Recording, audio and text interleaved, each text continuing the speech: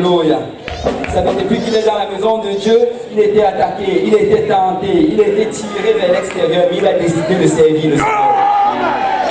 Alléluia. Il va venir aujourd'hui avec la parole du Seigneur. Frère Valérie.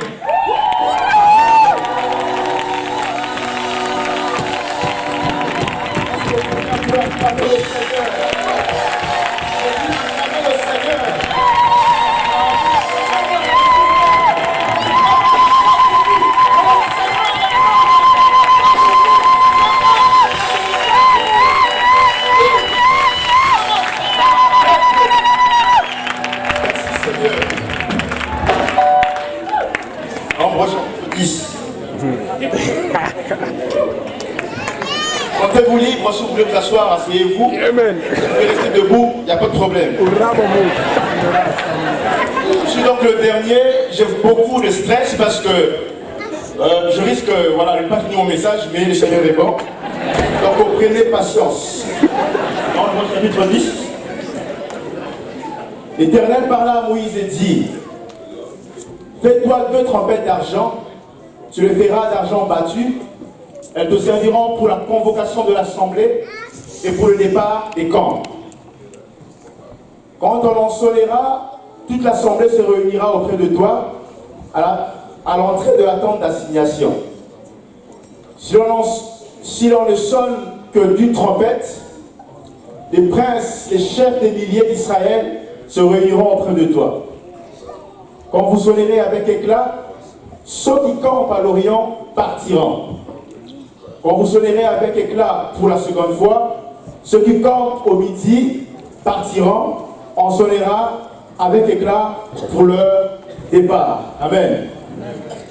Ici, nous voyons que le Seigneur demande à Moïse de pouvoir se faire 2 trompettes en argent.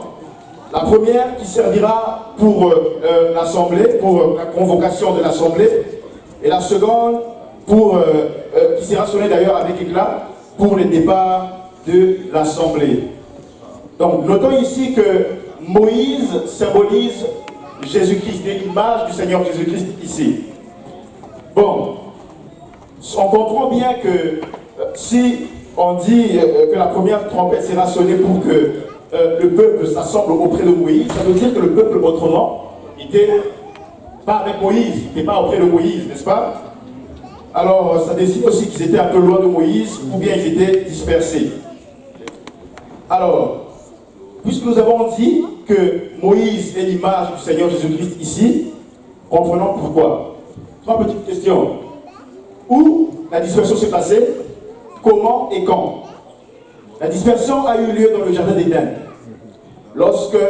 Comment? Lorsque Ève a été séduite et a donné le fruit de l'arbre le fruit bien sûr de l'arbre de la connaissance du bien et du mal à Adam, son mari, qui avait l'autorité, et ce dernier en a mangé aussi. Et là, il y a eu une dispersion de toute l'humanité car il est tombé dans le péché et il a cédé l'autorité qu'il avait à l'ennemi. Alors, comment est-ce que la première trompette, dans ce cas, nous ramène au Seigneur Jésus-Christ?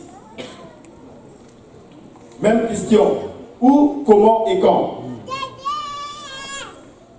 Toujours dans un jardin, à Gethsémani. Ça a commencé par là. Dans Jean, chapitre 18, verset 1, Jean décrit bien, par rapport à Matthieu, Luc et Marc, il décrit bien. Il dit, c'est le jardin de Gethsémani, c'est là où ça a commencé. En passant par Golgotha, et ensuite, comment ça s'est passé lorsque le Seigneur est mort à la croix pour nos péchés. Ça a été la première trompette.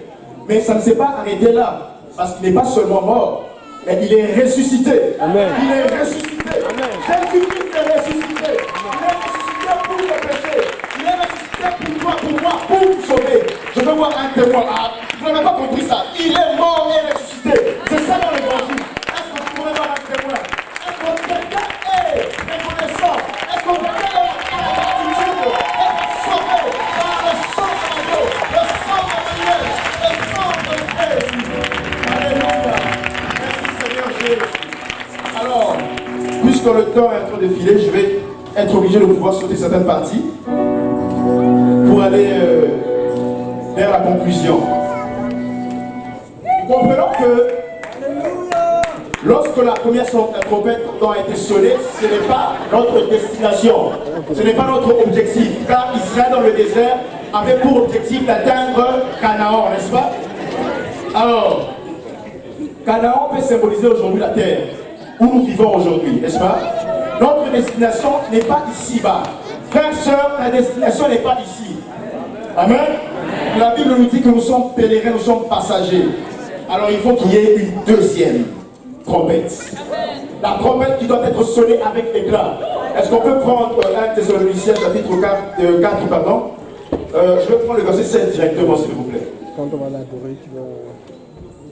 Car le Seigneur lui-même a un signal donné à la voix d'un archange et au son de la trompette de Dieu. Je dis, et au son de la trompette de Dieu. Quelqu'un ne me suit pas encore bien. J'ai dit ceci. Et au son de la trompette de Dieu, descendra du ciel et le mort en Christ ressuscitera premièrement. Et nous connaissons la suite de ce passage. Nous irons avec lui pour l'éternité. Le but de tous ceci, tous ces messages que nous recevons, le but n'est pas pour rester ici, c'est pour partir à la nouvelle Jérusalem, pour l'éternité, à la gloire, à notre Sauveur, notre Rédempteur,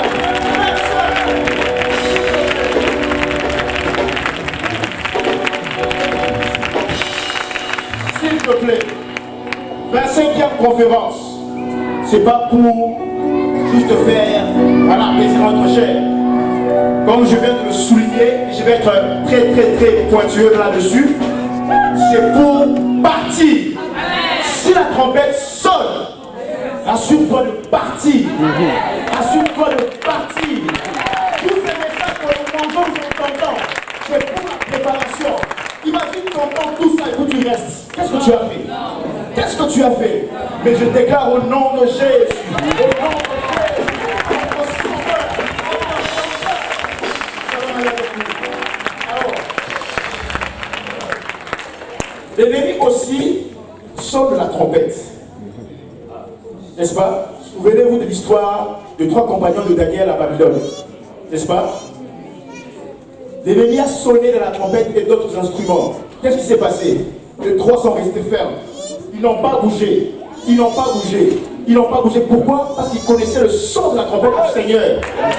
Alors pour connaître le son de la trompette du Seigneur, pour distinguer, pour faire la différence, parce qu'aujourd'hui il y a beaucoup de mensonges, n'est-ce pas?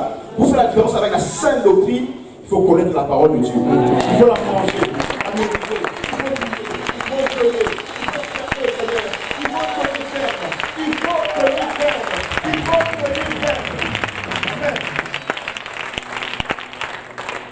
Ce qui est un peu triste, certaines personnes, n'est-ce pas, se prosternent devant le son de la trompette de l'ennemi, malheureusement, et hélas. Pourquoi? Parce qu'ils ne savent pas faire la distinction entre la trompette de Dieu et celle de l'ennemi. Comment tu peux te prosterner? Par le manque d'amour, par l'injustice, par les offenses, par les choses qui ne valent même pas la peine, par les disputes, par les séparations, les divisions, la calomnie. C'est comme ça que tu te prosternes, la distraction de toutes ces choses. Tu te prosternes comme ça. Tu te prosternes pour des choses qui ne valent même pas la peine, éphémères. Je prie que le Seigneur nous fasse passer par la repentance, afin que ces choses ne puissent pas être notre partage. Et lorsque la trompette annonce sonnera, que nous puissions encore une fois de plus monter. Et comment ici? Attendez votre Alléluia. La question la plus triste des Écritures a été posée dans le livre de Luc. On a vu ça hier. Le Seigneur dit, s'il revient, trouvera-t-il la foi sur terre? Est-ce qu'il va te trouver encore en train de persévérer? Pourquoi j'insiste? Même Paul dit ceci. Je ne cesse de vous rappeler la même chose, car pour cela, cela est pour vous salutaire. Il ne cesse de répéter. C'est pourquoi j'insiste encore et encore. Il dit, pour moi c'est triste, c'est très triste que le Seigneur ait posé cette question. s'il revient, trouvera-t-il la foi sur terre? Est-ce qu'il va encore te trouver dans la maison de Dieu, dans le rassemblement, en train d'attendre le son de la trompette pour monter? Est-ce que tu seras encore là? Frères et sœurs, je finis vraiment par ici. Si la trompette sonne maintenant, est-ce que tu monteras? Si ça sonne maintenant, est-ce que tu vas aller avec le Seigneur?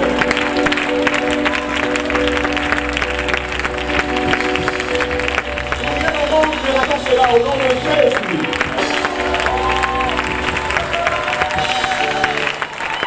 Alléluia. Alléluia. Sommes tous se lever dans la présence du Seigneur. Alléluia. Tout avec ton voisin et tu dis, je ne sais pas pour toi, mais je vais monter. Je vais faire ce que ça prend pour monter. Alléluia. Vous savez, la première chose que ça va prendre, c'est la louange. Amen. Alléluia. Est-ce qu'il y a des gens qui sont prêts à louer le Seigneur ce soir?